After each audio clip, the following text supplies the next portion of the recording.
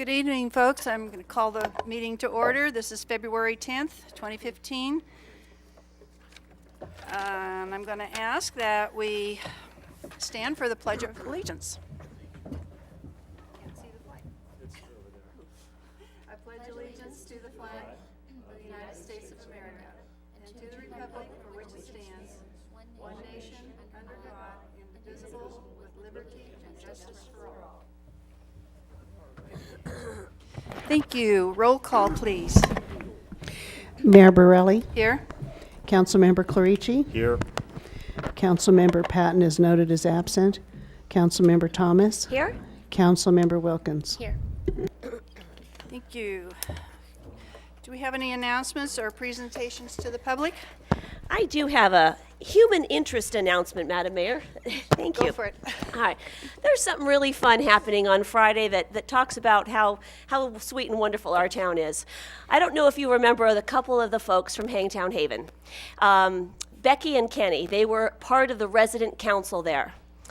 Well, since Hangtown Haven has closed, they are gainfully employed, they have a house, and they are getting married this Friday.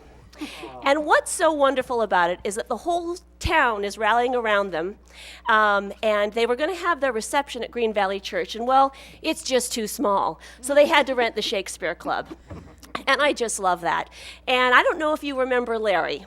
Larry gave several fabulous presentations for us, did a PowerPoint on Hangtown Haven and some of the issues that we need to think about as a city.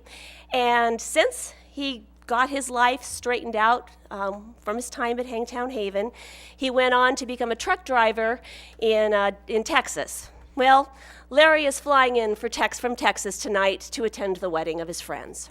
And I just think that's just a really wonderful thing. So cheers to Kenny and Becky, and may they live happily ever after. And Larry, and we can't wait to see Larry. So, Thank you, Wendy. You're I think welcome. that's nice. yeah, let's give him a hand.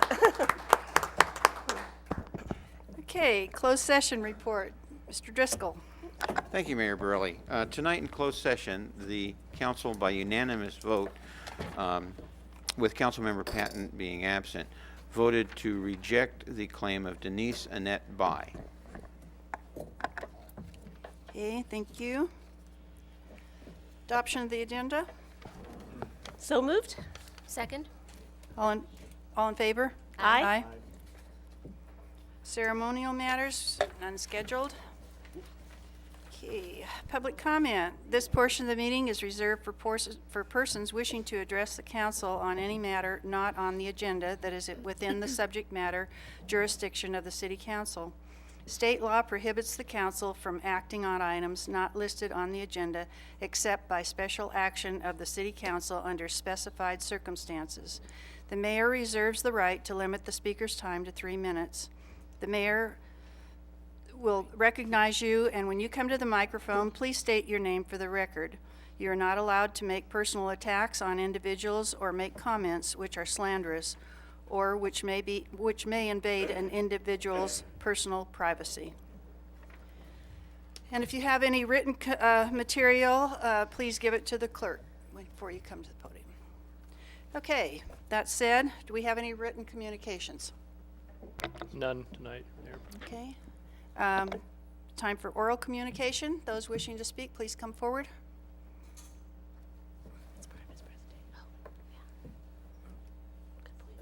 Placerville resident. I would like to congratulate the City Council on their vote last meeting, I guess it was, to go ahead and re-roof the police building. I think when it was time for City Hall, there wasn't a moment's hesitation. It got done. And I'm glad to see that the police building is also going to get done, because I think it's really just appalling that we have let our police department work under conditions with water dripping on their heads and into the room where they keep all their evidence. They're not going to win any kind of court case if they have no evidence, because it's all been ruined by water. So I'm glad to see that we're going to do that. Thank you, Sue. Anyone else wishing to speak?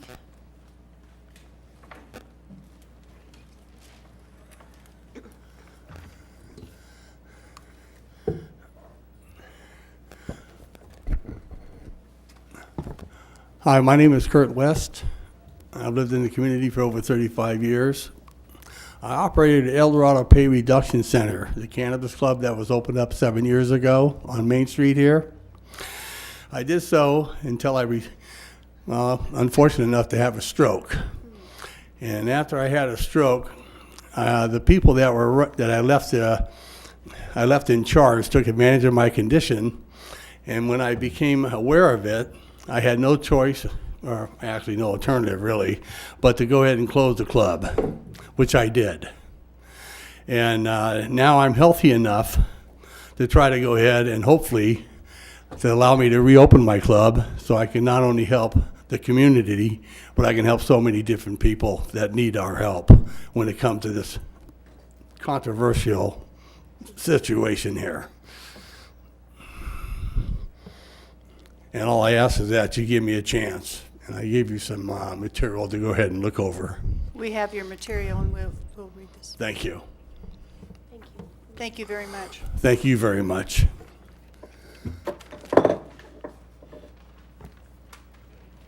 Anybody else? Seeing no one, I will close public hearing and bring it back to the council. Next, we have our consent calendar. All matters listed under the consent calendar are considered routine and will be enacted by one motion by roll call vote unless any member of the council wishes to remove an item for discussion.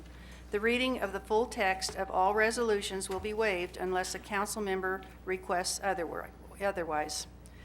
Does anyone have such a request? I'll move consent. I'll second. All in favor? Aye. Aye. Roll call vote. Roll. Oh, wait a minute, we need roll call. I'm sorry. I was looking at it real fast. I thought, nah, okay. Roll call, please. Mayor Borelli. Aye. Councilmember Clarici. Councilmember Thomas. Aye. Councilmember Wilkins. Aye. Okay.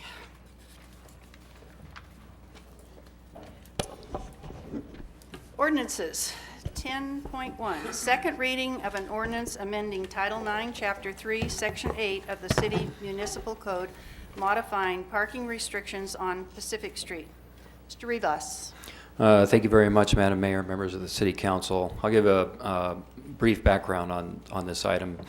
If you recall, the Marshall Medical Center overflow parking lot has just been completed on Washington Street, and condition number 50 of that permit required that they restripe the intersection of Pacific Street just west of Cedar Ravine, and those improvements have been done.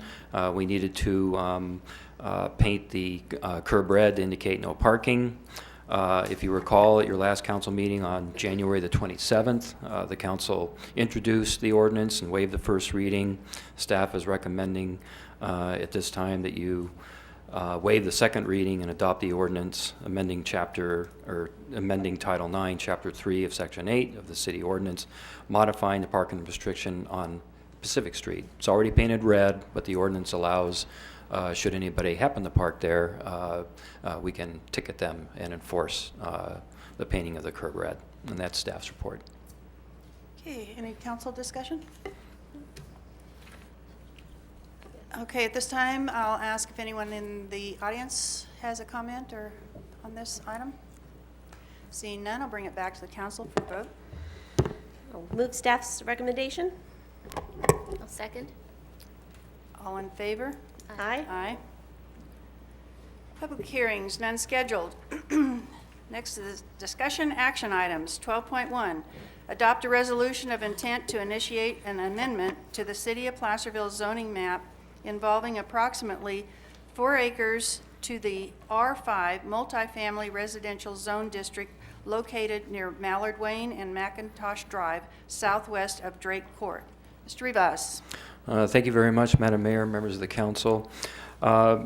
This is pursuant to the adopted housing element that was adopted by the council back in February 11th of 2014.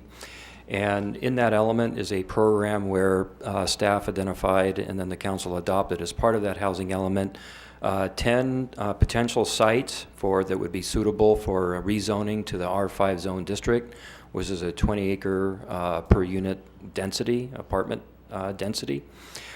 This is Site 1 that is identified in Appendix D of the available land inventory.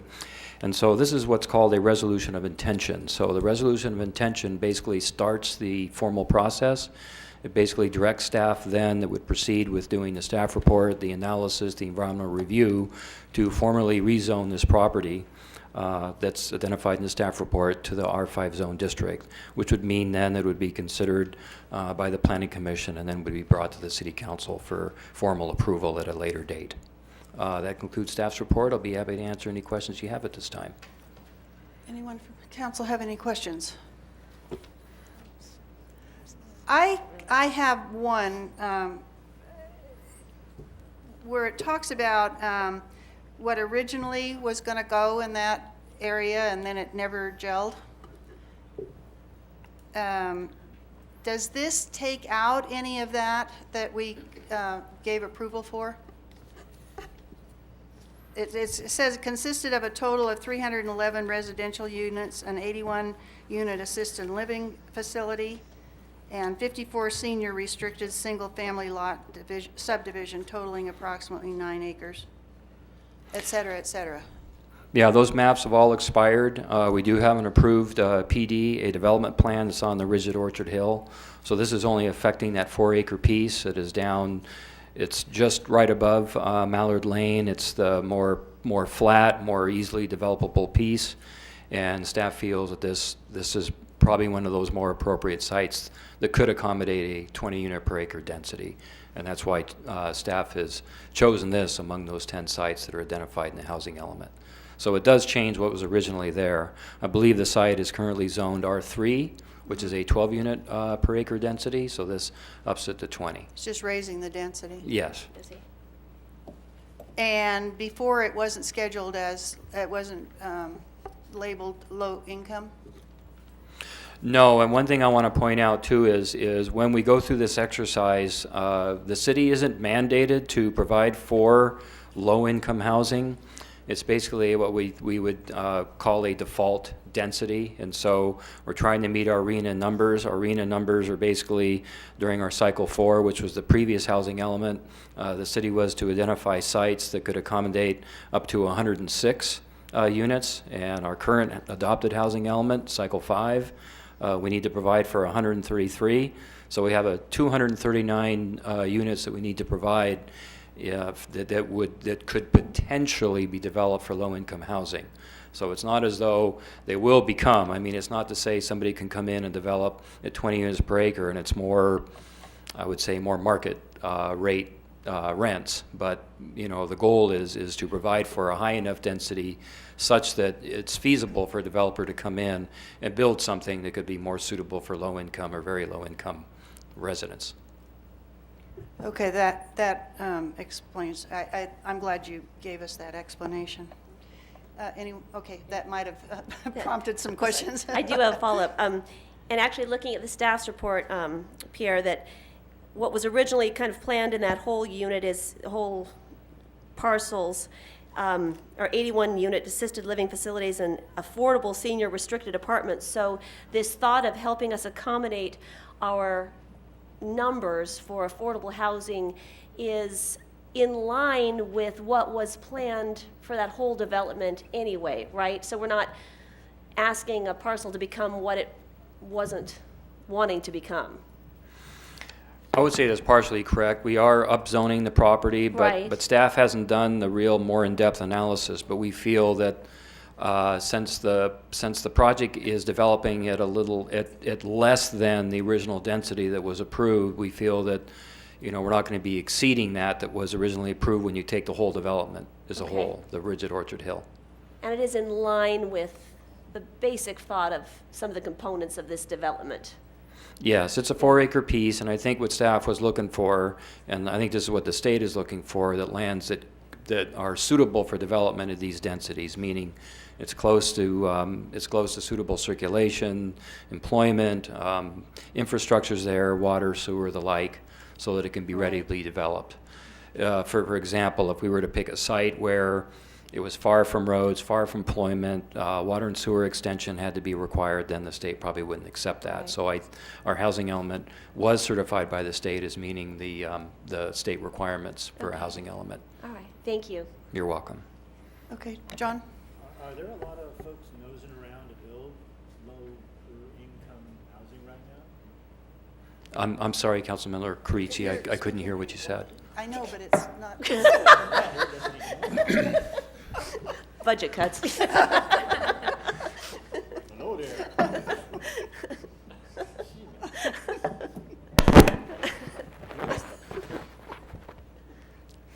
Pierre. Is there a demand for this right now? Are we seeing folks wanting to come into town and build this kind of housing? Or is there any sort of buzz around this? No, staff feels that at this time there is not a demand for Okay. 20 units per acre density. Okay, all right. Just curious. Thank you. Okay, so I just, like I say, I just wanted to, clarify that, and I didn't, I just want to make sure that, and I noticed that there's some activity going on out in that area. I heard that somebody else purchased the property, and there's another kind of housing than we first thought that was going to go in there, that something else is being done. Can you kind of bring us up to date on that? Sure, I believe the city did issue building permits for 8 single-family detached units up on the top, part of the Rigid Orchard Hill project. So it's slowly building out. Wasn't that always going to be Yes. that part of it? Yes. Yes, Okay. yeah. Okay. All right, at this time, I will open it up, see if anyone from the public would like to come forward and comment on this.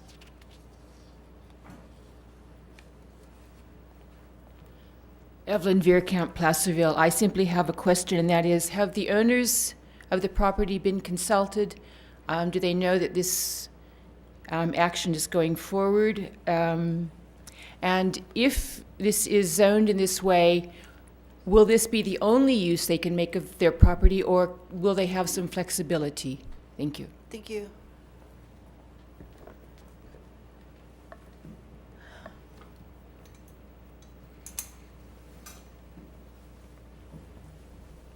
Sue Rodman, Placerville resident. I have a similar question of, have the landowners been contacted? And are they in agreement? Do they like this proposal? Or is it similar to the last time it came forward and they were very unhappy with the whole idea? I think that if we go roughshod over people and their property and just rezone it without them being in agreement that this is what they would like, I think that creates a problem. Thank you, Sue. Anyone else? Okay, seeing no one, I will bring it back to council, and I'm going to ask Mr. Morris or Mr. Driscoll? Or Pierre? How about Pierre? Can you please answer those questions? Yes, I believe both speakers were asking the questions, were the property owners notified? I guess I just want to start by saying this is a notice of, this is a resolution of intent, meaning it's just the council giving staff the go-ahead to start with the formal process. So all the formal noticing of both the property owner and the adjoining property owners would take place during the formal rezone process. But to more directly answer the question, when staff was processing the draft housing element, staff did notify all 10 property owners during the adoption, prior to the adoption of the housing element, that their properties were included in that land inventory for future rezone to the higher density to meet our RENA numbers. So all property owners were notified at that time. With respect to the item before you at the moment, staff actually met with the owner of that 4-acre piece, that's Sutter Bank, and Sutter Bank, it's our understanding they are fine with that rezone. Okay, thank you. Any other comments from council before I call for a vote? Okay. I move that we adopt a resolution of intent to initiate an amendment to the City of Placerville zoning map involving 4 acres to R5 as listed in the staff report. I will second that. All in favor? Aye. Aye. 12.2, adopt a resolution of intention to initiate an amendment to the City of Placerville zoning map and the City of Placerville general plan land use map to re-designate and rezone 2 parcels with an estimated combined area of 3.2 acres to the high-density residential land use designation and R5. High-density zone district for property generally located on Green Valley Road at the intersection with Mallard Lane to implement the General Plan 2013-2021 Housing Element Program. 3. Mr. Rivas. Thank you, Madam Mayor, members of the council. This is again, a request for a resolution of intention to initiate rezone of 2 parcels. These are identified as Site 6 and 7 within the housing element that the council previously adopted. And again, it's an attempt to do a more in-depth analysis of the suitability of rezoning. And these 2 particular sites also would require a general plan amendment from commercial to multifamily, and then a rezone from commercial to multifamily. And again, it's an attempt to meet our RENA numbers for the cycle 4, which is 106 units. At this time, I'm happy to answer any questions you have at this time. Council? I do. Mr. Rivas, can you refresh my memory? Why did we take it from an R4 to commercial in 2009? In 2009, it was my recollection that the council was looking heavily at economic development, and it was there was a proposal to approve a residential project on that parcel. And I believe the owner of the veterinary building next door was in opposition to that. And there were some other concerns about putting residential in that area. And so the council then did a general plan amendment to rezone from multifamily to commercial. Staff has since met with the property owner that's now trying to market and sell the property. The current property owner, the brokers, felt that it wasn't suitable for commercial. Staff agreed with that assessment, that it's sort of on the edge of the community there at Green Valley Road, where adjoining that is very rural residential land uses. With the coming of the Boys and Girls Club across the street, with the availability of infrastructure, with the gentle topography of the property, staff felt that this was rather low-hanging fruit, if you will. That could be another site that would be suitable for an attempt to meet our RENA numbers. And so staff feels that this probably would be better suited, or could be better, more easily developed for multifamily than it would at commercial. We have more direction in that area as to where we're going than we did in 2009. And, Yes. Yes, it's kind of cemented itself as more of a residential. So, all right, thank you for that background. You're welcome.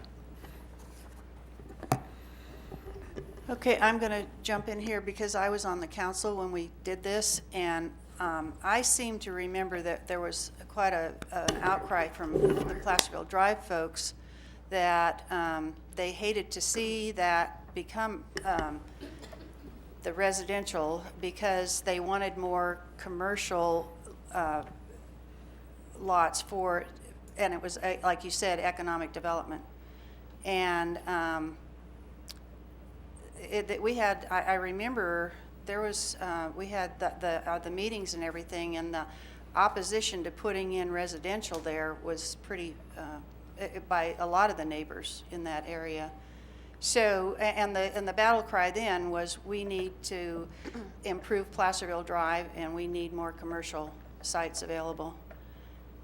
So anytime we take something out of commercial and redesignate it something else, I'm having a problem with. I know we did that also for that up off of, it's near In-N-Out Burger, and we took that out of commercial and approved of housing units, and of course the economy went sour and we never completed that.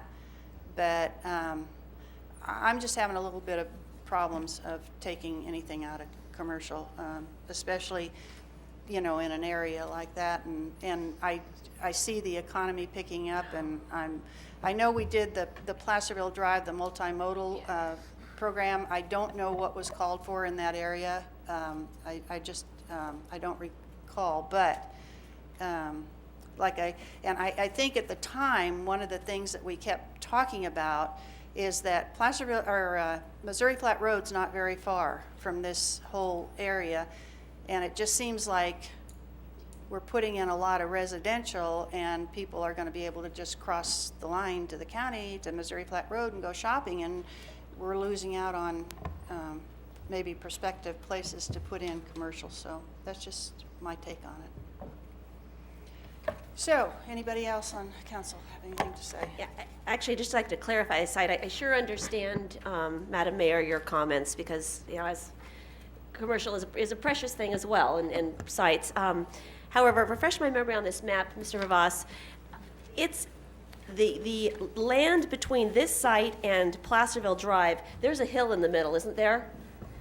Yes, that's correct. So that it looks like a shopping center above. That's where the meat market and Yes. is. So really, there's no connection from this site to Placerville Drive as far as commercial accessibility or visibility. So, okay. Also, have the owners, have they been trying to market this as a commercial site and have had no luck, or? I think they're marking it as is. As is, but, okay.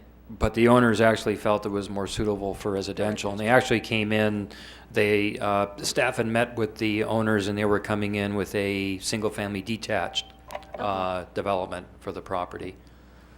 But staff feels that due to its gentle topography, the availability of the infrastructure, and the availability for a more pedestrian-oriented position in terms of its location for people to walk to the store and walk to services, that this would afford that kind of living environment for people living there. And also, right across the street from the Boys and Girls Club, too, might make, you know, a lot of sense for a more affordable housing, family units. Yeah, that's correct. Yeah. And I also want to note that, you know, staff feels that there is quite a bit of commercial inventory still available within the city. This is only a resolution of intent, so again, it starts a formal process, and so the staff will be doing a much more thorough evaluation of the suitability of the site as we move forward with a formal rezone and general plan amendment for it. And since it's at the general plan amendment level, we'll be looking at those general plan policies as well and making sure that it meets the goals and intent of the general plan. Thank you.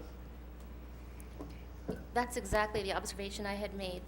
It's off the beaten path from Placerville Drive. It doesn't fit in.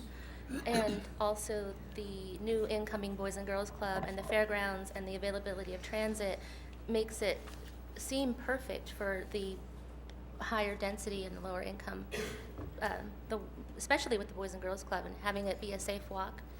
I agree. Well, I guess my answer to both of them is all those things were mentioned before when this, and it was all about future planning and hoping that they could extend the commercial portion into that area. So, I mean, you know, it was thinking foresight, and so, okay, at this time I'll ask anyone from the audience if they'd like to discuss this issue to come forward, please.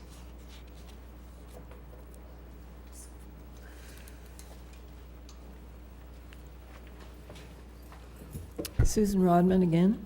Have you talked with the Boys and Girls Club to see if they feel like this would be a good development next to their property? And also, on both of these, they're both in the same neighborhood. I'm wondering if we are setting ourselves up for a almost like the projects kind of setup when we got 4 acres in one spot that's within walking distance of another 3.2 acres, and all with high density housing. Maybe one, especially if the Boys and Girls Club is supportive of it, then maybe this one is a good one, but I would urge a little caution about lumping all of this kind of development in one neighborhood. And we'd need to have some really good neighborhood support if you're going to do that. Thank you.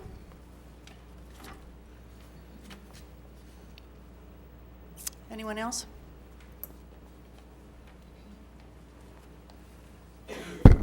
Good evening, Madam Mayor, City Council members. Mark Acuna, Placerville resident. I have some familiarity with the projects that have been suggested over the years on this particular parcel, and my recollection is the same as the mayor's. There was pretty strong advocacy for this being commercial. I don't see the Boys and Girls Club as being a residential type project. I see it as a multi-use facility that'll hopefully be active quite often and actually more of a commercial type neighbor. I also have felt that when the county completes their Green Valley Road Bridge project, which I believe either breaks ground this year or next year, that is going to really improve the circulation through a very narrow, dangerous crossing down there. And I would suspect the traffic numbers at an already busy intersection are just going to increase. There had been thoughts back in 2009 that not all things commercial had to face Placerville Drive, and that this part of Green Valley Road could actually be well suited for that. Some of the descriptions that staff has given to me and some of the council members also are perfect arguments for it to also be a commercial site. The fact that it's gentle and easy to grade on and ready to build on. I don't think that that's a really valid argument. And I would just ask the question, staff mentioned that this was one of two of the low-hanging fruit on their list of 10.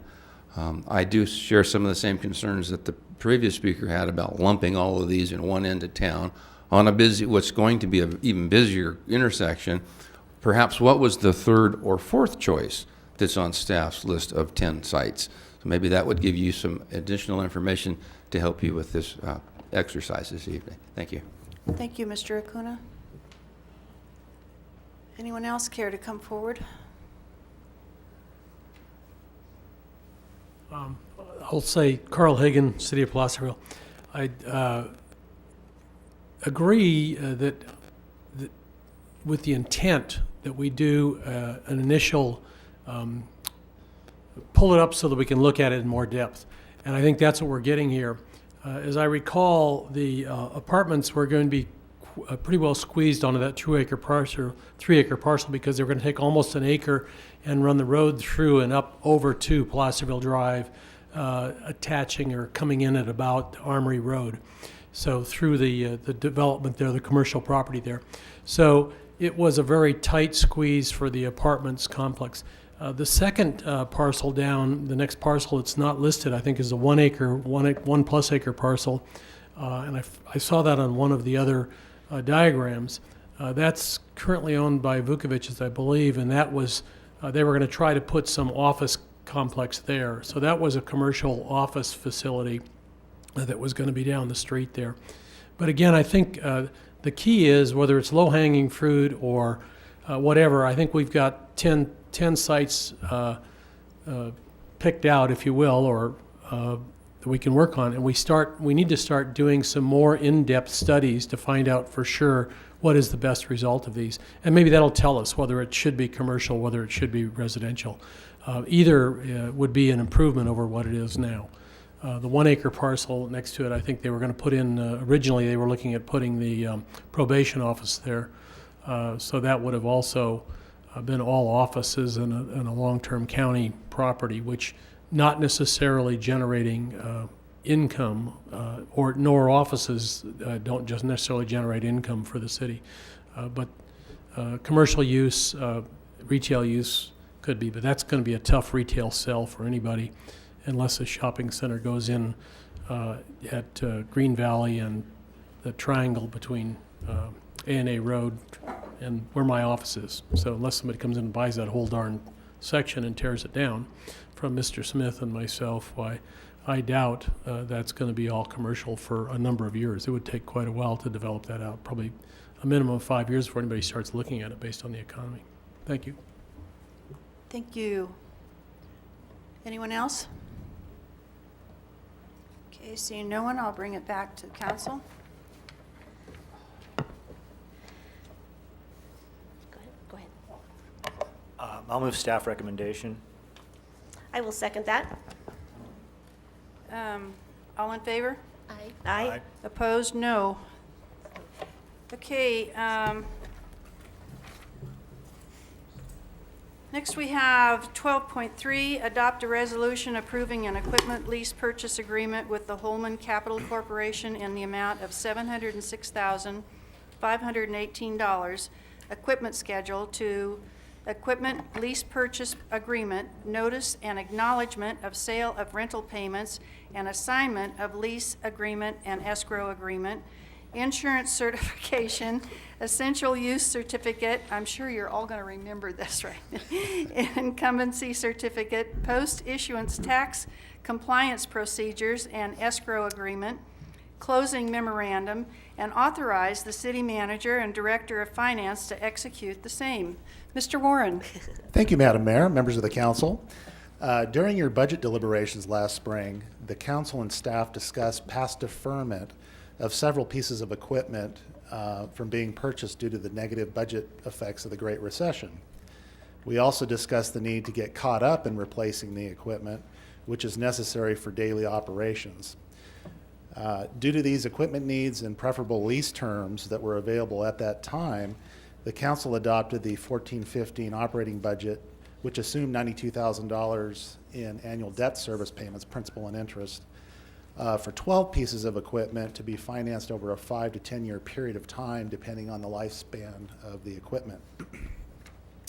Since that time, staff has reevaluated the list of equipment needing to be financed. For example, a radar trailer that was assumed to be financed in the adopted budget at an estimated cost of $16,000 was purchased with a OTS, or State Office of Traffic Safety, grant that was awarded to the police department last June. Due to the associated grant, staff recommends that the trailer be removed from the capital lease list. The police department applied for an Assembly Bill 2766 air quality management grant for 2 electric enduro motorcycles at an estimated cost of $42,000 last year. However, the police department was not awarded the grant. Staff recommends the 2 electric enduro motorcycles be added to the list of equipment to be financed. Staff also updated the prices for some of the equipment due to pricing and specification changes. Detailed descriptions of each item are attached to your report. And I'll hand it over to the chief to briefly talk about the description of the 4 pieces of equipment he would like to finance. So with that, Chief. Yeah, thanks, Dave. Well, we'll start with the 2 patrol vehicles, since they were requested in last year's budget. Chief Heller, could Yeah. you talk a little bit closer to the mic, please? How's that? A little better? Better. Put my lips on it. Yeah, we requested 2 patrol vehicles. Actually, we have 3 due for replacement in the next 2 years if you go by a 100,000 mile, 4 to 5 year replacement cycle, which is kind of the new norm since the Great Recession. Prior to that, agencies attempted to replace vehicles at 75,000 patrol vehicles, but here we are. In 2002, 2004, 5, 6, 8, 9, 10, and 11, new vehicles were cut from the PD's capital outlay budget. It's only been recently we've been able to get some patrol vehicles back in, and so we anticipate, like I say, definitely 2 currently over 100,000. One's I think 100 and closer to 140, and so we're looking at those 2 in the next 2 years, and then we have a 3rd vehicle that's sort of on the fence. So that speaks to that. The trailer, as Mr. Warren said, we had a trailer financed by the Office of Traffic Safety. Therefore, I don't see a need for a second one at this time. It's a good piece of equipment. It's a messaging trailer. Perhaps down the road we could evaluate that, but I think we're set with that piece of equipment. The motorcycles, just a quick background on that. We have a Harley-Davidson traffic motor unit. It's also aging, but it's still serviceable. A new motor unit, combustion engine motor unit, is roughly $30,000, give or take. These units are closer to 21, I think it is. And so we had a demo last Tuesday, I believe it was, over at the police station, and it's a pretty interesting piece of equipment. We had a motor officer take it out and test it. and I believe it's 0 to 60 in 4 seconds or something. It does everything a regular motorcycle does, except it does it at a fraction of the cost. And it's in the staff report there. It's the upkeep and fuel cost on one of these is about 2 cents per mile as compared to 63 cents per mile on the alternative. And of course, the positive impact for the environment and whatnot.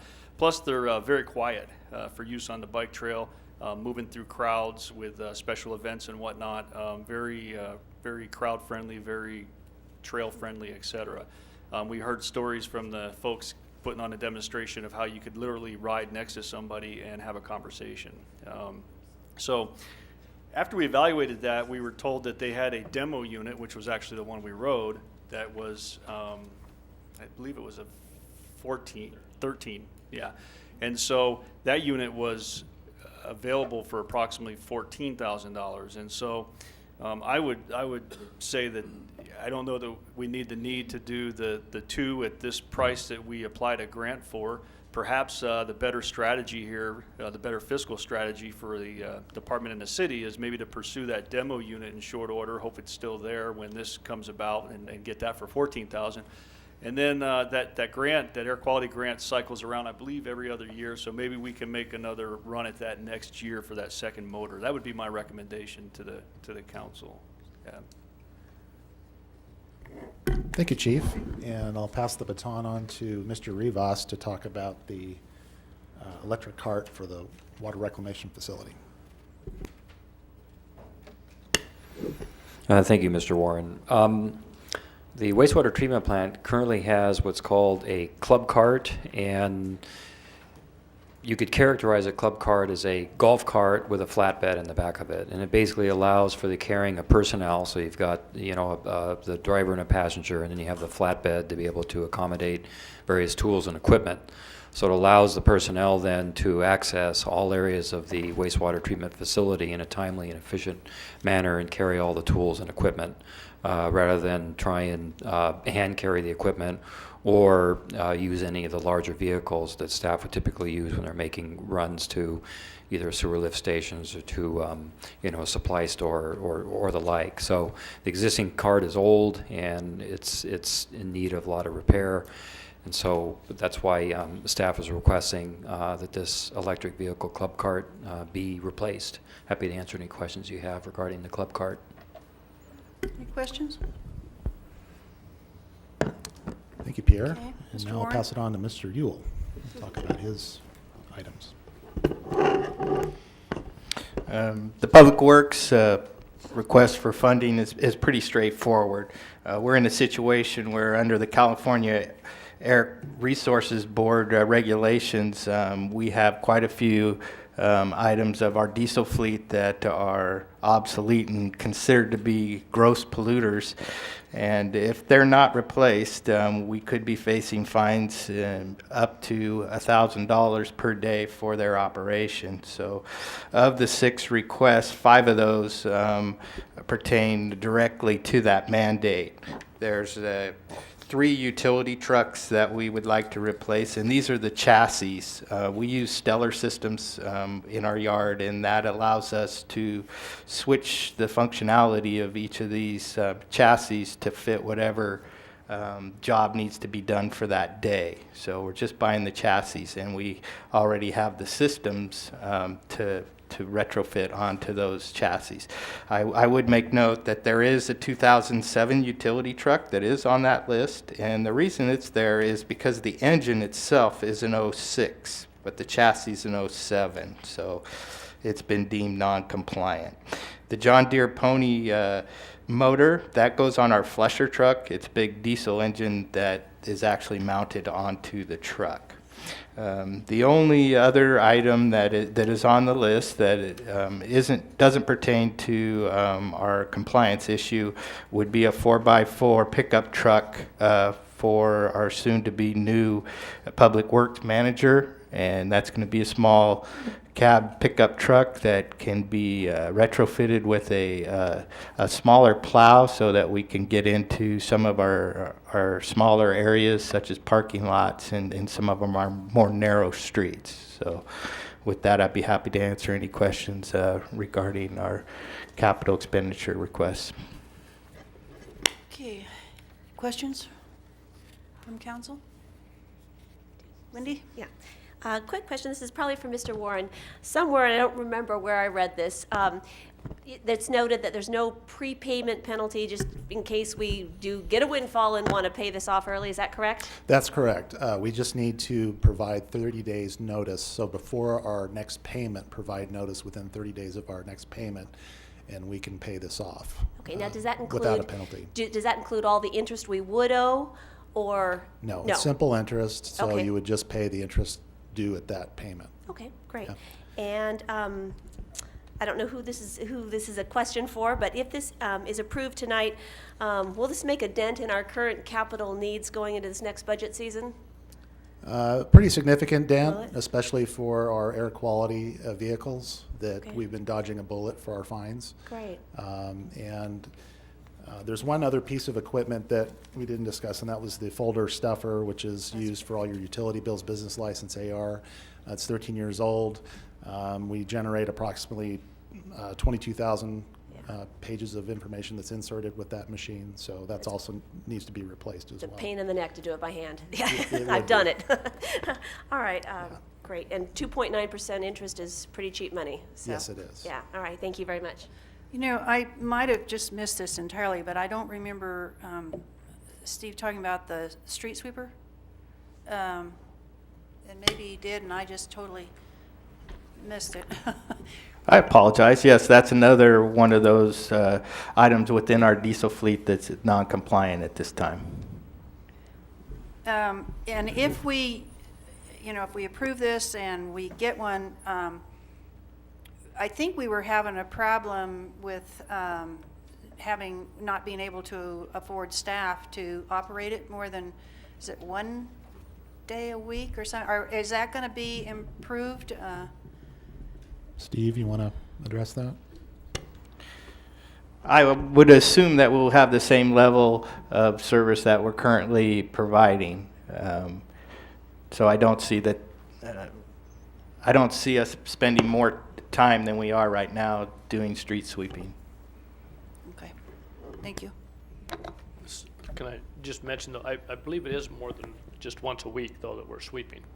Right. On different neighborhoods. We were kind of getting down. I know there was a time when we were. I think we have improved on that. We have? I don't have the numbers right now, but Okay, we can, okay. we can get that for you. Oh, I'm glad to hear that because that was. Yeah, and we also use it for emergency situations, cleanups. So there's one operator that's in the yard daily that uses the sweeper for different functions, other than just the routine sweeping.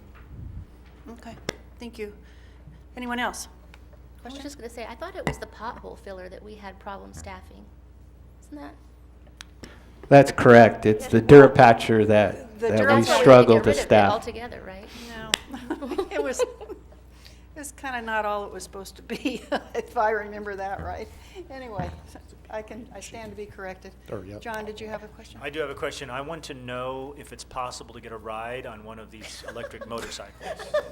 'Cause they sound quite intriguing. So before we put them into if we get one, and before we put it into service, I have a license. So. You know what, I have a question along those lines too. No. Besides that, you were talking about how quiet they are. And I have to tell you, a couple of times when I've been out walking on a street with no sidewalk and a Prius comes along, and I didn't know it was there, it's scary. So do we have to worry about, we're going to put this on a trail where there's a lot of walking people, like maybe me, and don't know it's coming. And so I guess the operators are going to have to do diligence and be a little bit more. Yeah, the motor officers obviously are post-certified, hundreds, and then continuation training and thousands of hours of training on the motor unit. So I think I'm going to They take could have a little horn or a bell. We'll give or them a Yeah, bell. it's emergency He'll equipped. turn It his has siren lights, on it has the morning, sirens. Patty. Yeah. You could put cards in the spokes. And Yeah. Sound like. It was just a curious question. Thank you. I know, I've heard that before, especially, yeah. Okay, any more questions from council? Okay, I'll open it up to the public at this time. Anyone caring to comment on this? Out in the audience there?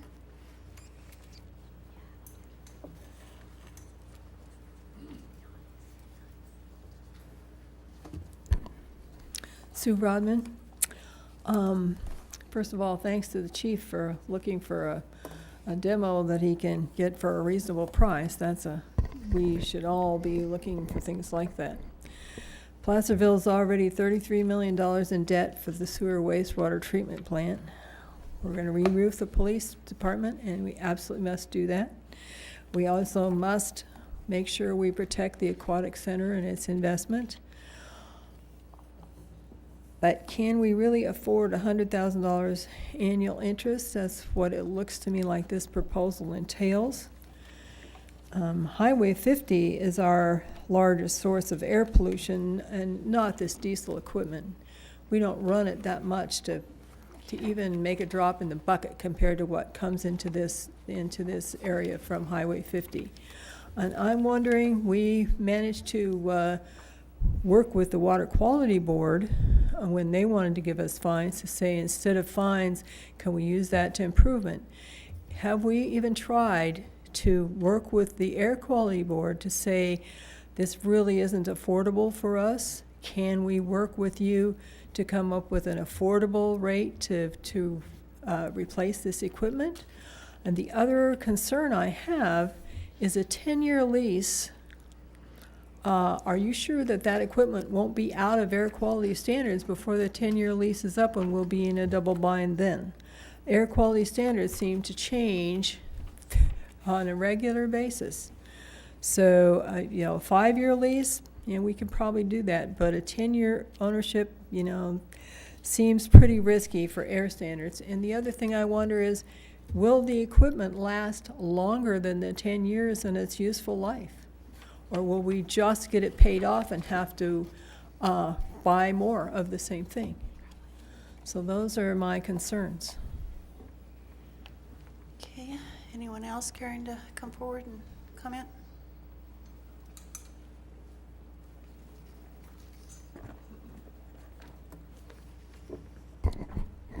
Carl Higgins, City of Placerville. I'll wait till you get the timer going. I sat up there during the budget hearings and in the budget process, and as I recall, not all of those items have a 10-year life. Some of those, I believe our current street sweeper is like 15 years old, so the street sweeper should last 15 to 20 years. Most of the trucks will last quite a bit longer than the police cars. The police cars are the high mileage things. And the situation we are in, as I recall, is we have not done due diligence in a replacement of our capital equipment over the last 5 to 7 years because of the economy. This is an opportunity for us to go ahead at super low interest rates. No, not all items are going to last 10 years. Some are going to last 15. Some will only last 3 to 5. But as I recall, the instructions went out to Dave was to find the best rates for the best amount available, and some of those pieces of equipment you couldn't lease for 10 years, but some you can lease for 20 years. So it's the melding effect of the funds that we're putting together so that we can get caught up on our capital equipment so that we have, so we're not subject to these heavy fines by the air quality. We haven't been fined yet, and I think we want to keep it that way by making a diligent effort of bringing our equipment up to date. We've got a lot of old equipment, a lot of out-of-date equipment. A lot of it I'd like to have myself, but even I couldn't buy some of those trucks. They have to be shipped and sold out of state because they don't meet California's air quality attainment requirements. And those are something that us voters put into place, like we did with clean water. So we can thank ourselves for this mess, partly. Thank you, Carl. Anyone else? I'm going to comment just briefly on what Carl just said about we sell these vehicles, and where we are located, which is not very far from the Nevada border, we sell these trucks to Nevada, and they're using them like crazy. So it is kind of quizzical. Okay, I'm going to bring it back to the council. comments? Would you, I was going to say, do you want me to have, I was going to have. Sorry. Okay, no, that's all right. I wanted to bring it, I wanted to be official. Dave? Thank you, Mayor Borelli. Just a point of clarification, Ms. Rodman mentioned $100,000 in interest per year. It's actually $101,868 for the entire length of the lease. If we had to pay the fines on one of these vehicles, it's $1,000 times 365. It's $365,000 in 1 year. So it's a pretty inexpensive investment, and it is a blended lease, which means that the identified items at 5 years, the interest rate's actually 2.65%, and your 10-year items, which a lot of those items would probably last, as Steve indicated, for example, your sweeper, 15 to 20 years, as long as the regulations don't change. We don't have a crystal ball, unfortunately, and I can't say what those regulations are going to be in 10 years. But most of your utility vehicles, your utility trucks, and your backhoe and your street sweeper, generally we've gotten much more than 10 years. It's been closer to 15 to 20 years. So you're going to get a lot of life out of these vehicles. We're a small city, we don't use them as much. But when we need them, we have to have them. And this is... I'm Another sorry. thing she asked was if we could make a plea to the, but and I from everything Steve, did you wanna- understand, I don't. Yeah, I can address that, Madam Mayor. I've been in constant dialogue with the Air Resources Board, and at the very inception of their mandate back in '07, they did have a 2-year transition plan that the city wasn't able to adhere to at that time. So since then, I've been in constant dialogue with them to try to keep them abreast of our current situation and what we're trying to do about it, to the extent that we're down to only one backhoe right now because in good faith to show progress towards this effort, we sacrificed one of our backhoes last year, so we've been running with one until we can get additional funding. So our story's wearing a little thin with the board right now. Thank you, Steve. One other point I want to make is tonight's action that we're asking you to take is to approve the capital lease. If you approve it tonight, we'll return to the council at a later date with our purchasing recommendations. So at that point, you'll actually be able to decide, yes, we want to buy that piece of equipment, no, or we want to do something else within the parameters of this list. So we'll have a comparison then as to whether. You'll have more what's information. good- Okay. And if by chance we do find a grant in the meantime, we can take those items off the list and do something else within the parameters of the lease. So That was one, I'm glad you said that, because that was a question I had. What if we approve, say, all of this, just, and then it comes up a year or two from now where we see where we could get a grant on something? Can that be taken out of? yes, and you can either choose to defease the lease, in other words, pay down, accelerate your payment of the lease, or you can purchase something else that's like kind within this list. Oh, okay. Okay, anybody else? With that, I'll move staff's recommendation. I'll second that. Roll call, please.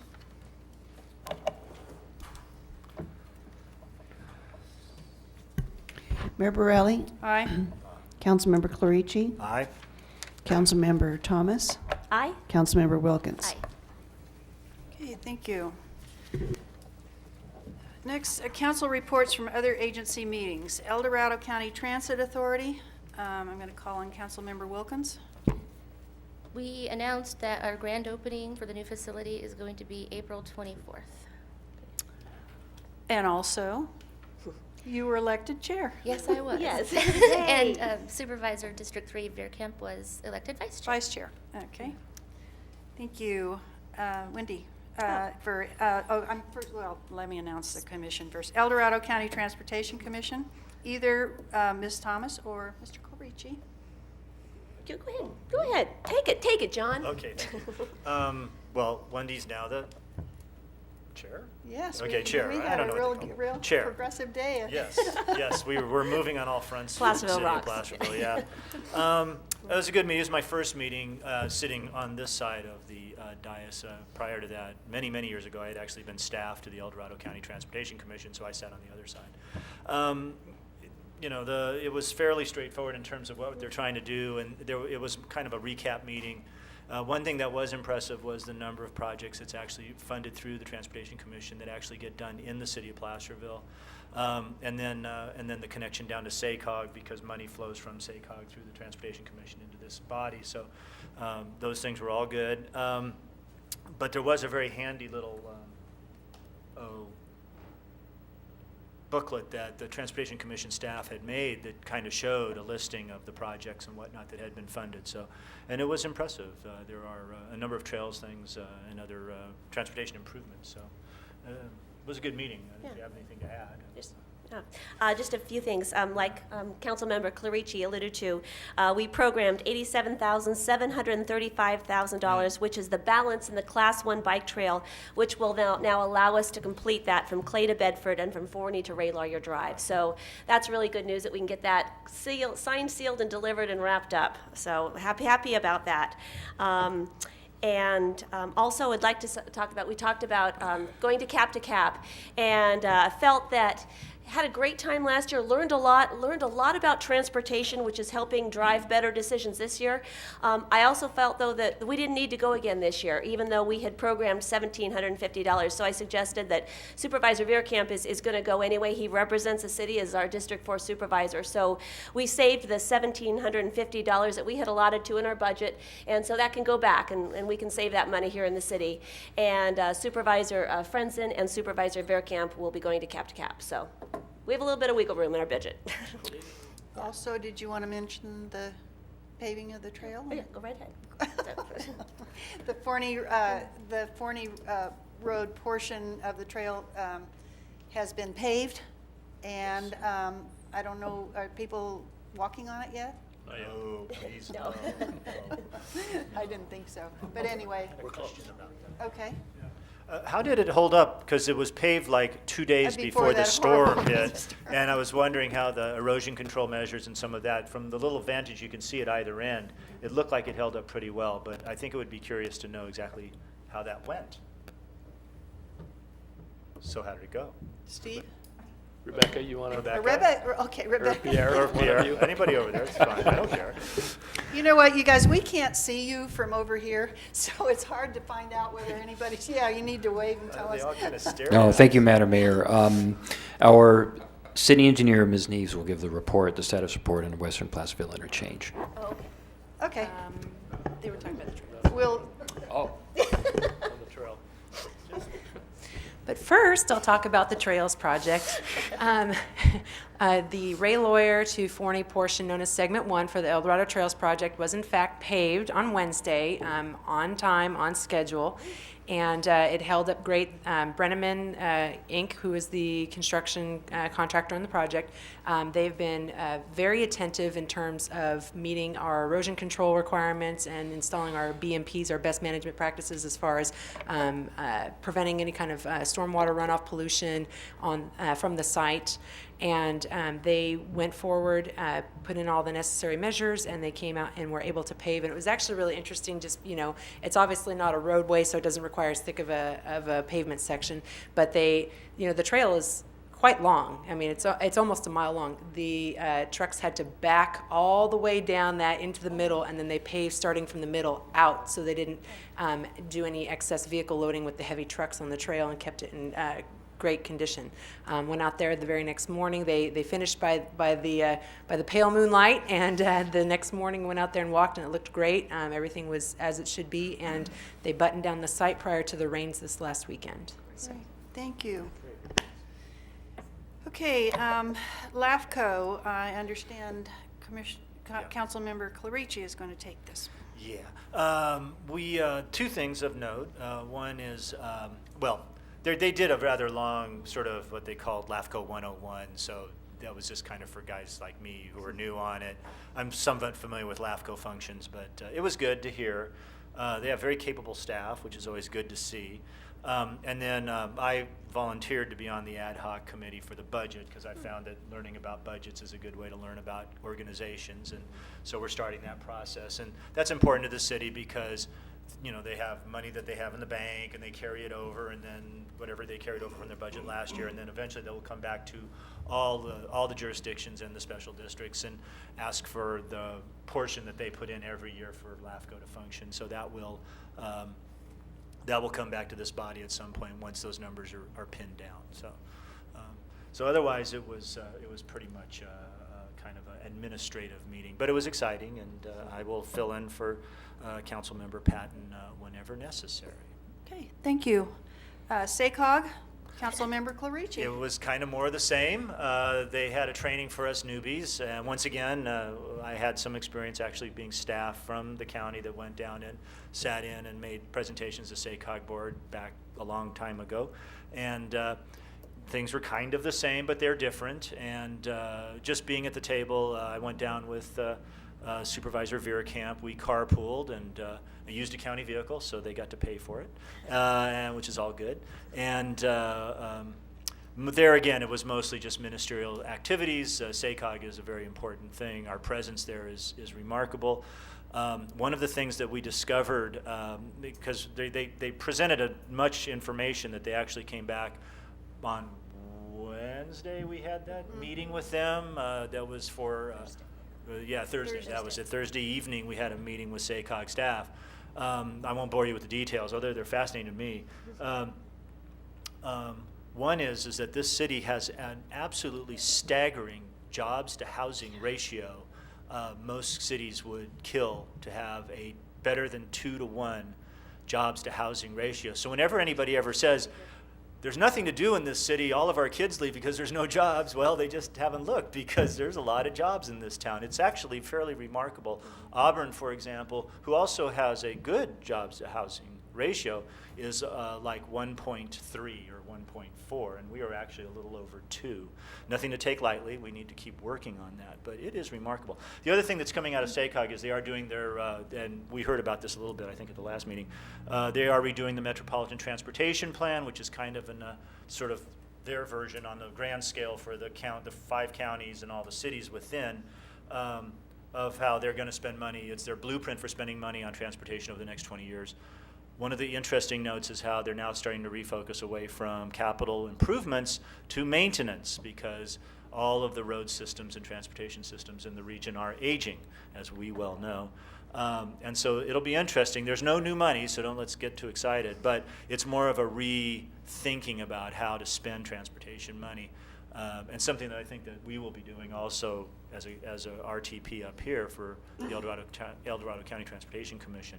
And that's something that we'll be taking up as well. So these are all very interesting things. It's always good to hear what's happening in other places, and it reaffirms the fact that we live in the nicest place ever. That's it. Okay, thank you.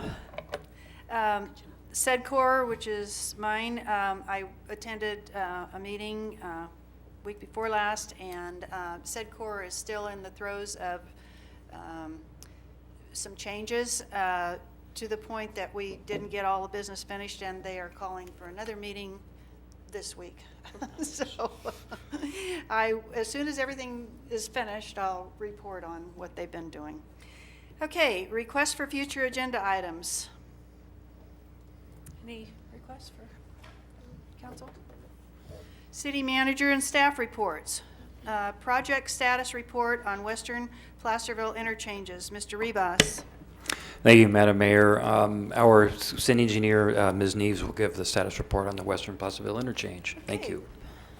Rebecca Neves. Good evening. Just want to, pardon me, provide you with a brief little update on Western Placerville interchanges, which has been one of our projects after our own hearts in our city. Just kind of a little bit of a brief recap. Back in May of 2006, you may recall, FHWA actually approved the NEPA document, the Finding of No Significant Impact, also known as a FONSI. And then in June, skipping ahead a little ways, June of 2014, City Council approved the supplemental EIR, which, and the findings of fact, which made the project Alternative D the selected project for the for Western Placerville interchanges. Part of the reason now we're moving forward with various phases of the project. Obviously, phasing is an effective tool that we use to get things built for what we absolutely have to get done right now as a matter of funding availability.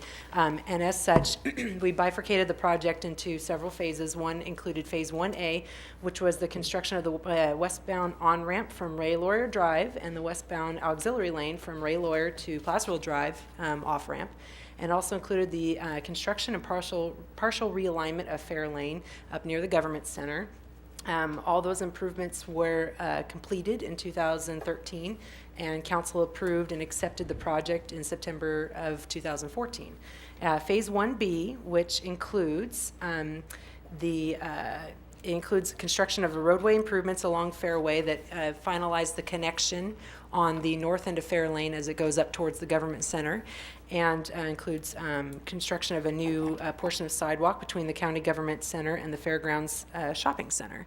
That project is currently at 95% design, and we're moving forward. We are submitting this month to Caltrans the request for authorization for construction funding, and we're looking forward to moving that project out to bid this spring with construction starting this summer. That leads us to the next phase, Phase 2.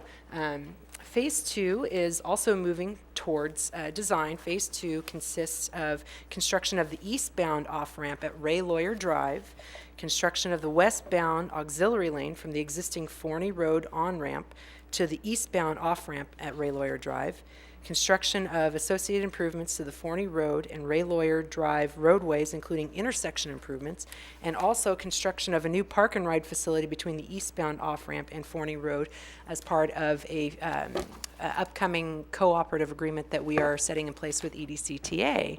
So we're looking forward to moving that forward once we funding has been programmed, and we are looking forward to moving that project into design, and ultimately the schedule is allowing for bid to commence spring of next year and award the contract spring of next year to start construction. So we're very excited. EDCTA has been a great partner on this project, and we're looking forward to including them as part of the improvements. The third and final phase that we affectionately refer to as the remainder is the unfunded portion of the project. Funding is not yet available, and for all intents and purposes, this portion of the job is on hold until we can locate that funding. And that includes, for Phase 3, those improvements include construction of a roundabout at the intersection of Fair Lane, Placerville Drive, and existing westbound off-ramp and westbound on-ramp at Placerville Drive, all located within Caltrans right-of-way. Widening and improvements to Placerville Drive north of the roundabout. Construction improvements to the westbound on-ramp at Placerville Drive. Construction improvements of the eastbound off-ramp at Placerville Drive. A revised Weber Creek bike path alignment, construction of the roundabout located within the state right-of-way at the intersection of Forney Road and Low Highway, widening and improvements to Forney Road from Low Highway to Placerville Drive, construction and westbound off-ramp and eastbound on-ramp to Ray Lawyer Drive, and widening and improvements from Ray Lawyer Drive to Fair Lane. Again, there's a lot of process that moves forward with public projects, and since this portion of the project is not yet funded, there is obviously still time to sort out any designs or anything that we want to move forward with, and this is staff's update on the project. There's no action requested this evening. Thank you. Sure. Rebecca, it looks like Mr. Morris has something he would like Just to quickly, say. I wanted to add Phase 3 is a rather large phase. Very likely I will can be see broken that. into smaller phases as we move forward and identify funding for those projects going forward. Wanted to also mention that all of this project is a priority and is listed in both the Transportation Commission's RTP and SACOG's MTP, Metropolitan Transportation Plan, and the Regional Transportation Plan. So that gives them a high focus and identified as significant projects within the region that we will look at. So, Do you have any kind of a timeline concerning funding when this would happen? I don't. It's just kind of up in the air as funding becomes available, as it has in the past. You recall the funding we got for the Ray Lawyer Drive on-ramp, westbound on-ramp that we did with some state funding, the CMIA funding, right, Rebecca? That was state bond money funding. So it depends, as those things become available through both federal and state means, we will identify those. And because there is a high priority on them, as Rebecca mentioned, there isn't funding for these. However, there is funding, and it's currently under work, the design of part of Phase 3. Correct? Correct. Certain portion. Preliminary design is approved and moving forward in Phase 3. And that's extremely important because that gets us closer to being ready so that when that funding is there, we're ready to go after it. So. Thank you. I knew that, but that's why I wanted you to make more of an explanation, because it kind of sounds like, oh, maybe someday, but this way where we, the plans are, okay. Thank you. Okay, any questions from council? Wendy? Rebecca, can you just clarify, the city is the lead agency on this project. Can you kind of explain or clarify how Caltrans plays into this as a partner agency? Absolutely. As Caltrans, as we move through the process with Caltrans, right now they're actually reviewing our supplemental project report, which basically identifies and outlines the game plan for the modified Alt-D alternative that was selected by council. Ultimately, Caltrans is the major stakeholder, since that we are creating these new connections, and their partnership has basically been to provide oversight and guidance as far as design requirements and the funding, and move us in that direction. They've been a partner in that sense. Great. Thank you. Mr. Morris? Ultimately, also, though, our plans have to be approved by Caltrans. They make the ultimate decision on what we can and can't do there. Right, Rebecca? Correct. They are the oversight agency. We have to ask for their permission. All of this is only paper until we get an encroachment permit. Okay. Right. Caltrans is the owner-operator of the system. Correct. This would be no different than if they wanted to do something literally on Highway 50. Yes. It's very similar. It's like when they always get turned around. When they did the Spring highway improvements out here, Yes. this is their Yes, it is right their, of way, essentially. we are designing and affecting their facility. Right. Okay. Right, correct. Thank you. Any other comments? Actually, I have a question. Okay. The bike path that goes over the new bridge, but then ends in the curlicue there, that's a Phase 3 thing? Yes. There's no way to liberate the bike path prior to, I'm saying this kind of jokingly, but it would be really nice. It's It sort would of, be, yeah. it is almost like a monument of oddities. It's essentially landlocked, yes. Exactly, and there's no way to, As Mr. Morris so accurately described, Phase 3 is quite large, and we are looking at bifurcating that phase further to as funding becomes Okay. available, and that is one of the hot tickets on our radar. Good. Yes. Good. Yes.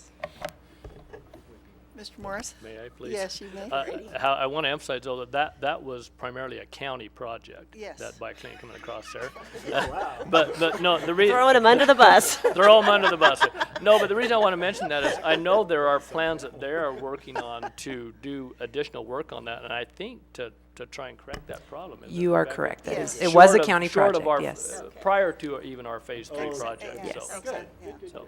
Yeah, because there have been I've had a lot of people ask me, when are you gonna, no. Yeah. But it is being taken care of as we speak. Yes, yes, ma'am. We've chosen to absorb it into Phase 3 to fix it. Okay, thanks. Okay, anybody else? Okay, at this time, I'll ask if anyone from the audience would like to come forth and with questions or anything regarding this.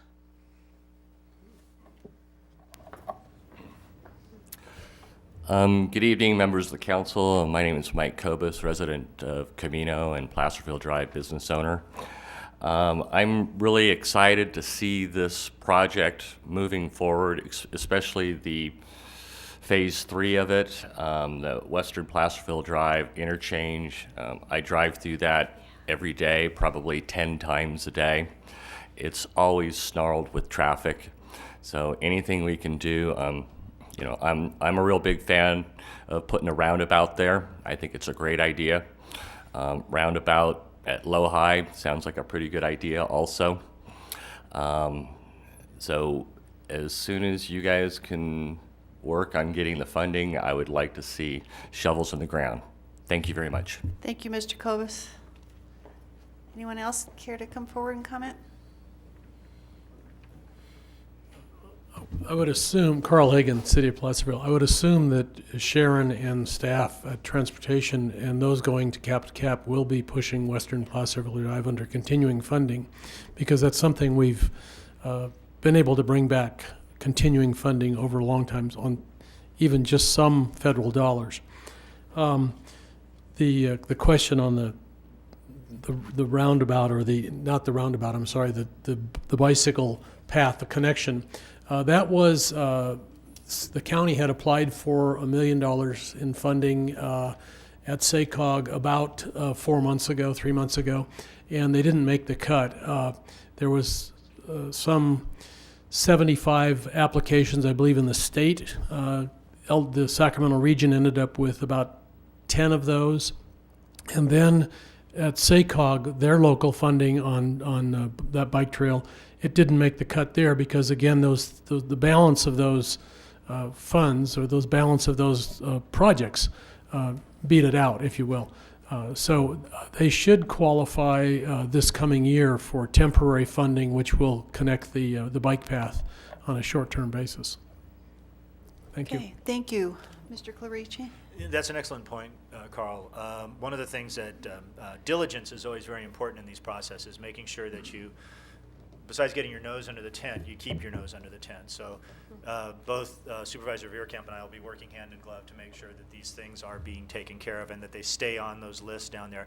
And actually, one of the things we'd like to do too, and this is more of a county thing, obviously, than the city thing right now, is to make sure that we perfect our applications, because there's a learning curve also involved in all of these processes. So the more, you don't get it the first time, but it's if you keep perfecting your application until you finally do succeed in getting the funding that you want. So very important thing. Thank you, John. Thank you, Carl, for coming forth with your, you're our great historian and remind us of things. Right, but everybody needs to get up to par. So. Okay, anyone else from the audience care to come forward and comment on this or ask any questions? Seeing no one, oh, Marion? Good evening, Marion Washburn, Placerville, Azalea Lane. These remarks are probably more for the public at large than for yourselves, because you probably are aware of this, but I think it's important for the public to understand with these large projects that seem awfully removed from our day-to-day reality, that they take years and years and years to bring off. That this particular one is so old that it started when I was on the council, which is getting back there a ways. But and you were our SACOG rep then, yes, weren't I you was. too? See, Mm-hmm. we've got a lot of. Well, it's something that is hard for the public to get a feel for, but there's an enormous amount of time that the council members spend, and I think that goes for each and every one of you, working with the county, the state, and the federal government. And what that means really is that there's only a certain amount of money to go around. And everyone in the county, in the state, in the nation wants a piece of that money. So in order to be convincing enough so that we have improvements in our city, we keep up with the infrastructure, there just has to be a huge amount of work between professionals and elected people to convince, cajole, whatever it takes to illustrate what the local reality is. And so that has been done over the years, but I think the public needs to have a little bit more awareness when it starts to come building time, what has gone into it, as well as just to commend city staff and the people sitting in your chairs that it's happening, because it doesn't happen without an enormous amount of dedication on your part. So I think this has the potential to do a lot of positive things for our city. So I guess I'm here to say, add a group. Thank you, Marion. Before I call on you, I wanted to just mention something. John talked about the meeting that EDCTC had, the community meeting, yes, where folks from the public were invited to attend. And in our report from transportation, they said that probably there were around 50 folks. which I think is, I really would have liked to have seen more people. And what I was going to say is that they also handed out a questionnaire and asked folks to respond to, and it concerned the public's wishes for what we want them to try to achieve. And without having, I think, more than 50 people put in their requests, we're not going to get what we want, or they're not going to see what we want as a community. I'm thinking that this is online, that people can, okay, do you happen to remember the address? Well, it's on EDCTC's It's on their main website, Yeah. on EDCTC I website. don't remember what their website is, but if you Google EDCTC, it will come up, or El Dorado County Transportation Commission. Okay, and so my request is that for all the folks at home listening to this, and any of you folks here, that if you didn't fill that out, if you weren't at the meeting and fill out that you do so. And then that way they, the folks that are trying to put this all together for our future will have an idea of what we want. So, okay, John. That's edctc.org, so go there. Okay. And also, I think it speaks to one of the challenges in a lot of these things, but especially in transportation projects, the timeframes are long. I worked on, for example, the improvements to Highway 50 when I was staff. We were working on that project, and actually it had been worked on prior to that, and it took 15, almost 20 years before the funding came together and all of the design and everything came together. And I think really what it speaks to is when we go forward on these projects is to do a little history. Say, the reason we're here is because what happened this way. These people made this decision. There was this need, because it can sometimes seem like these things drop out of the sky, and that no one has. It's like, whoa, why are they doing this?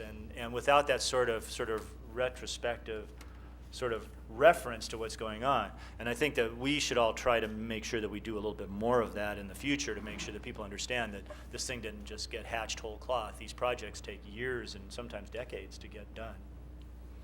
Okay, John. Any more comments? I know, that I just wondered if any more answers. Okay, so anyone else care to come forward? Comments, questions? Seeing none, I'll bring it back to the council. And there's nothing to do about it, so we'll go to the next one. Oral report on Main Street Rehabilitation Project bid opening earlier this day. Ms. Neves? Yay. Hi, yes, I'm excited to let you guys know how the bid opening today went for Main Street Phase 1A, which is the water line replacement portion of the overall Main Street Rehabilitation Project. We had 6 responsive bidders, and I'm happy to announce that the lowest bidder was Vince Aguirre Construction, who came in at $663,500, which is approximately $69,750 less than our engineer's estimates, so under budget, which is great. I've been familiarizing myself with them. I actually have some very good friends who happen to work with that construction company and have said great things. They've worked on very similar projects. They've worked on the Raywater bypass, the Santa Margarita water distribution upgrades, the Lincoln Drive water line replacement, the Toro Street water line improvements, and Summit Street water line, all in various locations throughout California. So they're no stranger to this type of work, and we're really looking forward to working with them. Staff will be providing you all with a report at the next council meeting requesting authorization to approve and award a construction contract with them. Would you say their name again, please? Vince Aguirre. It's Vinciguerra. Oh, now I see it on here. Okay. Yes, sorry. Okay. Yeah. Need to change my glasses. Okay, thank you. Okay, questions, comments from council? Anyone from the audience care to come forward and comment on anything or ask any questions? Seeing none, I'll bring it back to the council. Yeah. Okay. Upcoming items. Mr. Morris, do you want to go ahead and? So let's see, next meeting we have potentially these are items that are in the works and we hope to have on. Old City Hall study, I've mentioned a little bit about that to you, of potentially looking at doing some things to determine what it will take to fix Old City Hall. The CABI agreement, as you know, that's part of our party big cut water line project and the agreement regarding Would that. you tell the folks what CABI stands for? It's Consumness American. American Bear Yuba. Correct. It's a organization. They're Yes, rivers, they're so rivers. why Tributaries. does that? They're then- those areas that have got together and formed this organization that we participate in. For this, okay, so. Right. For Lot- water some water folks don't- purposes primarily, They yes. couldn't, I had that question asked me, and it's like, what do the rivers have to do? That's why with- I always say CABI, because I can't remember all the Okay, rivers. but- thank you. Yeah, And then we'll have the Dominicelli agreement to actually, this is for phase 2 of that party big cut project, right? Correct. To do the plans and specs for it, because it looks like we have funding now for the second phase of that. good. The Main Street Rehab Project contract award, you saw the bid results, and we'll have that ready for the contract award. Mid-year budget report, Police Department roof project, as you recall, you approved the payment for that, and now we'll bring the bids back for that. And then this last one, Northern California Self-Insurance Fund, is just appointing an alternate to our board representative, who is Dave Warren. So. Okay. Okay, with that, I will adjourn the meeting. Thank you all.